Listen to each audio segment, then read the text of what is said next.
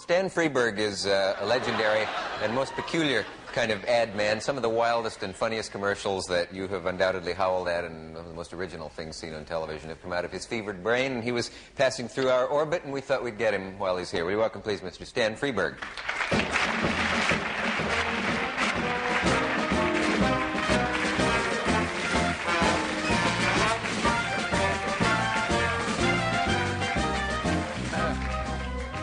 Say, somewhere in this segment we must get to two radio things that you have done, but have you met John and Yoko before? Yes, it turns out I have, under not too pleasant circumstances. Oh, I'm sorry. Well, you know, here's the thing, you know, I haven't done one of these shows in about 2 years now. Swore off, did you? I swore off, yes, because they suffer, all these shows suffer from a disease called terminal overbooking. And you're waiting backstage there with Dr. Edward Teller and Zsa Zsa Gabor and Joe Namath and Ann Miller and Eugene Ormandy and the Philadelphia Symphony, plus a few other people. And Danny Thomas drops by at the last minute to give Carson a pair of cufflinks or something, which God knows is profound. And but not when it's in your part of the show. Heavy, you know. So we're running a little late, sweetie, so just do a couple of minutes, you know. So I said, that's it, you know. So anyhow, I get this call from David Frost from London, you know. They said, look, we do this show over here on London Weekend Television, and we'd love to have you come over because the people over here have never seen your commercials. Bring a whole reel. And I said, no. I'd give them the whole story about Eugene Ormandy and Dr. Teller. And no, impossible to happen here. You see, we have, you know, just the one guest. I said, oh, you mean like the firing line, like, you know, like Buckley. Buckley's show, yeah. And so I said, well, that sounds interesting. You know, maybe I'll do that.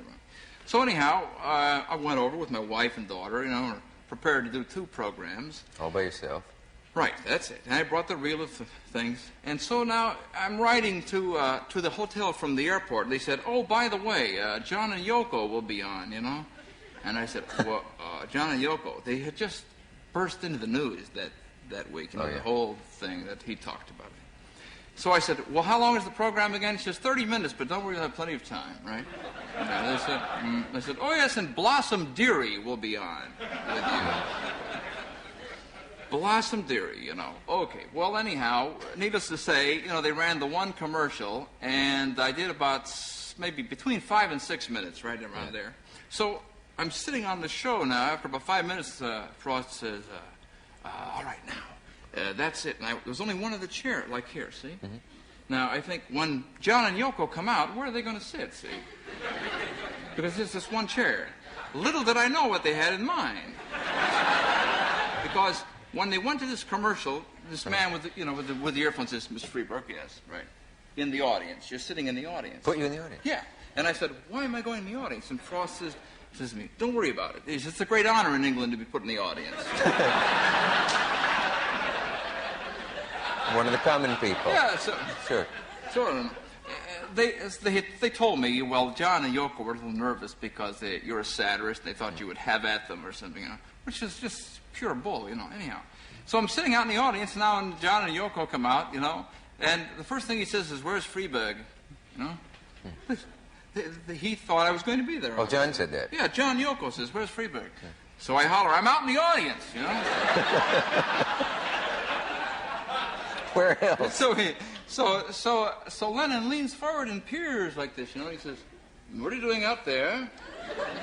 And I stood up and said, it's a great honor in England to be put out in the audience.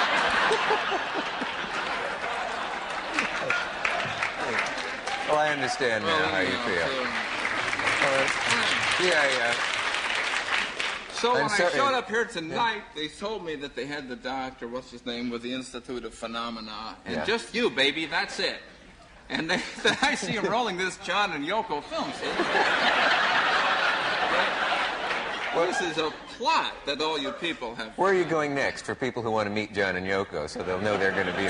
Gee, that's interesting. You know, the time you took to tell that took up all the time we have for you, Stan. Yeah, well, thanks very much. I hope you can come back. Here is a word about the great cars of yesterday and today from the makers of 1972 Pontiac Grand Prix. John and Yoko... Oh, you're still here. Well, it's amazing to me, you know. I forgot. Usually a man walks out in the Tonight Show and says, stand. Wait. Over one seat, Ginger Rogers is coming out. A fella And you could keep get... moving over one until there's no more chairs left, and the guy goes like that, and then you're out on 52nd Street in the snow. I was often on Ed's lap when I was a guest. That happens. Say, listen, Yeah. I forgot to ask him about the Maharishi. That's the one thing. Did they mention that on the shows you were on with him? They mentioned him briefly. He said, I think he's getting phased out. You know, he had a lot of overhead. You know, I mean, the sheets and fruit bill alone. You know. Anyhow, palm boughs. You know. At any rate, I heard that he was going to franchise himself, like Colonel Saunders. No, that's what I heard, and I heard he was going to open up in Los Angeles in the Hollywood Ranch Market, right next to the barbecued ribs booth. And the deal was that you give him a month's salary, and it's a transcendental meditation booth there. You give him a month's salary, and what you get in return is self-realization and a choice of transcendental meditation or coleslaw. That's it. Can we send the mail from his followers to you when it comes in? Listen, it's only a matter of time. I knew when you hit in commercials and all that the politicos would realize that you might be able to put them over the top. You've done some political stuff, haven't you? Yes, although I'm kind of choosy what I take on. I've never taken on a political candidate. I've been asked by a couple. Mr. Humphrey asked me to help him, and strangely enough, just recently, an aide to George Wallace was convinced that I was the only person that could explain George Wallace to the rest of America. But you won't take on an individual, I don't turn both of those people down. Yeah. Anyhow, I recently had the honor, really, of helping Senator Mark Hatfield and Senator George McGovern with their amendment to end the war, which was defeated, unfortunately, in the Senate. But the idea was that the previous year, you know, they had a vote and was defeated. Yeah. And so the idea was that Senator Hatfield said, maybe Stan Freberg is a man to contact to create some radio messages that would be put on the air in, say, 21 states where the senators were on the fence, you know. They weren't sure if they were going to vote for the date certain of a withdrawal from Vietnam by December 31st or not. For example, they wouldn't put it on in Arizona because Mr. Goldwater is committed one way, and in New York, you know, Javits and so forth are committed another way. So we they have just, those. Huh? We have them, don't we? We have those spots, yes, yeah. and so I put these radio spots on the air in 21 states, and they asked that people send telegrams to their congressmen and senators urging them to vote for this. Unfortunately, Western Union went on strike the day before we went on the air, which I still think was an administration plot of some sort. Do you really? It was very important to them that that didn't get passed for some reason. They like to stay there forever and support that fantastic democratic election. That's what we've all been fighting for, right? A one-man election. But Western Union, whether they're on strike or not, you can't get a wire sent. So, but that's right, another matter. Right. And that's another matter we'll go into later. But these spots, I'll tell you what they were. They were an exercise in deliberate bad taste or grossness, because I felt that we had all become desensitized to the Vietnam War. And I told this to the senators. I said, the problem is that people, they tend to think of the war after 10 years as a dramatic series like Combat that runs in the living room, because when they get through looking at all the blood and the wounded, you know, the body count, so forth, there comes Walter Cronkite. He isn't wounded, and the whole thing is followed by a mouthwash commercial. You know, so how can that be a real war? It's all sweet again. I'm rushing you only because we have to get them into this segment for some technical reason. So right, and because of the John Lennon film, which used up. Shall we give one a listen? Why not? Yes. Pretend you're listening to a radio. And over here we have the 1971 Vietnam War toy. Is that the same war that's on TV every night? That's right. Well, what do you do with it? You just wind it down. Watch. It's still going. Oh, yeah. I never said it stopped. It just winds down. But the implication... We step into the next room. It's a little quieter. Okay. Now. The implication in the term winding down... say, I can still hear the battle noise from the war toy. Well, you'll get used to it. The further away you are from it, you know. But isn't there any way to stop it?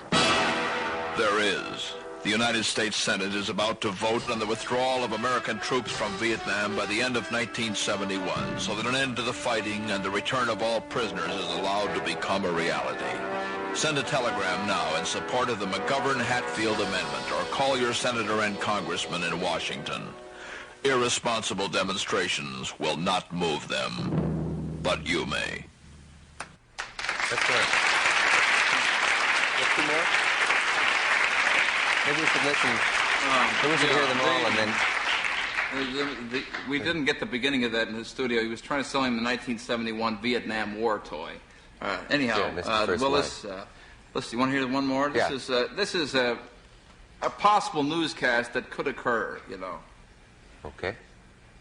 In the National League. Turning now from baseball to Vietnam, what's the score Indochina-wise, Harv? Well, Ed, the old casualty list looks pretty promising. As opposed to 3 years ago when our deaths from hostile action in Vietnam was right up around 1,000 a week, late figures from the Pentagon show we've got it down to only 38 American deaths a week, which is, to this reporter's thinking, a pretty good batting average for the old visiting team, huh? 38 American boys killed in Vietnam a week? Why, listen, that's terrific. Who said we didn't know how to wind a war down? Any predictions on when we'll really be out of there, Ed? Well, who can call the shots on that?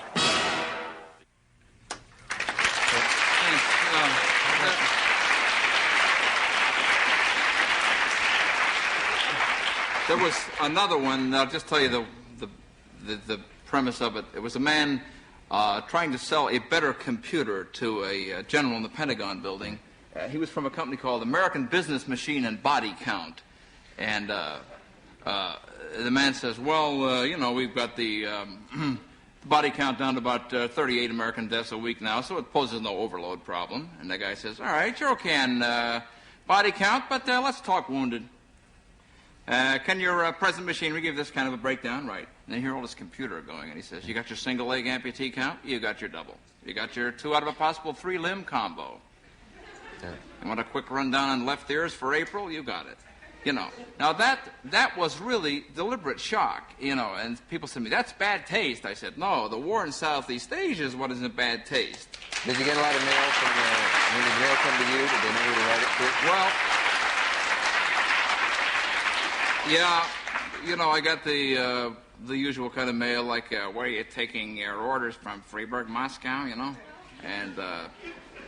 And the number of people said, okay, boy, we're out to get you, you know. But then we got a lot of wonderful mail, and the senators did. I felt very, very badly that, you know, because of Western Union, nobody knew how to contact their senators. But there's a bill that people can still write their congressmen and senators in Washington, because a part of the defense bill that's about to be voted on, Senator Mansfield is sponsoring, along with the senators I mentioned and about, you know, maybe 45 other senators, a similar amendment that would put a date certain, because I really believe we have to put the communists on the spot. They said if we'd set a date, they would work out the release of all prisoners and a ceasefire. And how will you ever know unless you put them on the spot? If they renege, well, you can always go back in with the B-52s if you want to go that far, you know. Will you take an account you don't believe in? If it isn't, no, say, a major... No, I won't. No, I don't. You won't. You have to... Yeah. You know, that looking back at the things I've taken on, one would say, well, it's some pretty deep, profound, heavy things you've taken on, Freberg, you know, like... Tomato paste? Yeah, right. Some legacy. I've made the world safe for canned chow mein, you know, right? Let us take a local station message. We'll be right back. Say, we have to move right along, Stan, but we have 3... Yeah. I know... I'm hip. We have 3... You see what has happened here. I'm already over here. I'll tell you, next week we have 3 minutes open in one of the shows. Could you come back and 3 minutes? fill Yeah. the 3... What, have you got Alvino Ray coming out?